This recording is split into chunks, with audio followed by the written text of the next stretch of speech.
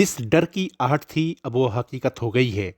भारत सरकार ने भी मान लिया है कि इकोनॉमी की सेहत बहुत अच्छी नहीं है और वह मौजूदा वित्त वर्ष में 4 साल के निचले स्तर की ग्रोथ रेट से बढ़ेगी। इसका सीधा मतलब है कि दुनिया की सबसे तेजी से बढ़ रही भारतीय इकोनॉमी कोविड-19 के दौर के बाद सबसे बुरे स्तर पर है और वह इस बार 7% का लुभावना आंकड़ा भी नहीं छू पाएगी। तो सवाल उठता है कि जो इकोनॉमी कोविड के बाद रिकवर होकर 8.2% और 9.7% की दर से बढ़ रही थी, वह कैसे 6.4% पर आ गई।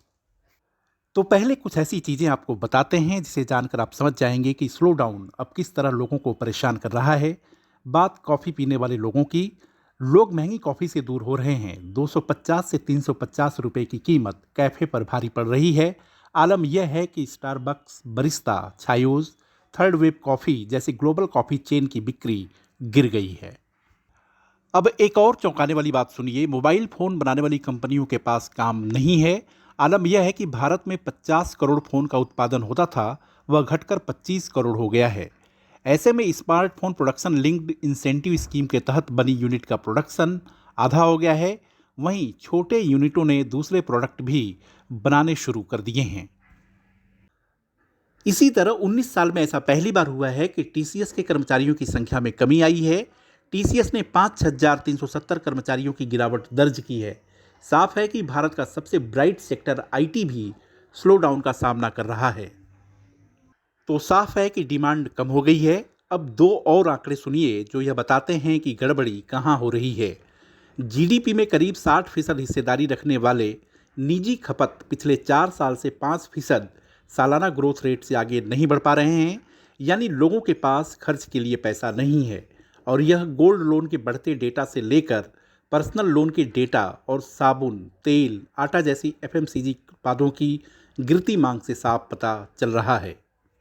दूसरा अहम आंकड़ा करीब 30% हिस्सा रखने वाले फिक्स्ड कैपिटल फॉर्मेशन का है। यानी जो सरकार निवेश कर रही है उससे पूंजी कितनी पैदा हो रही है। वह ग्रोथ भी 9% से गिरकर 6.4% पर आ गई है। गिरावट से साफ है कि सरकार का निवेश पर खर्च कम हुआ है और उसका असर रोजगार पर दिख रहा है। CMIE के डेटा के अनुसार नवंबर में गिरावट के बावजूद बेरोजगारी दर 8% पर बरकरार है। ऐसे में लोगों की न केवल इनकम घटी है बल्कि नए रोजगार भी आने कम हुए हैं। यही नहीं, कंपनियों की कमाई पर भी असर दिखा है। अब अगर जीडीपी में 90% हिस्सा रखने वाले दो प्रमुख इंडिकेटर का ऐसा हाल है तो इकोनॉमी में ग्रोथ कहां से आएगी। यानी कि हालात अच्छे संकेत नहीं दे रहे हैं और लोगों का गुस्सा भी बढ़ता जा रहा है। खासतौर से जिस तरह सरकार जीएसटी हर बात पर ले रही है उससे बहुत नाराज हैं। असंतोष का आलम कितना है इसे एक उदाहरण से समझिए। सोशल मीडिया पर एक शख्स ने टूथपेस्ट पर लगने वाले 18% जीएसटी की तुलना एक गरीब आदमी और मुकेश अंबानी से की है। उसमें उसने समझाया है कि देश के अमीर न केवल जीएसटी के कुल योगदान में बहुत कम हिस्सेदारी रखते हैं बल्कि इनपुट टैक्स क्रेडिट के नाम पर जीएसटी रिफंड भी लेते हैं।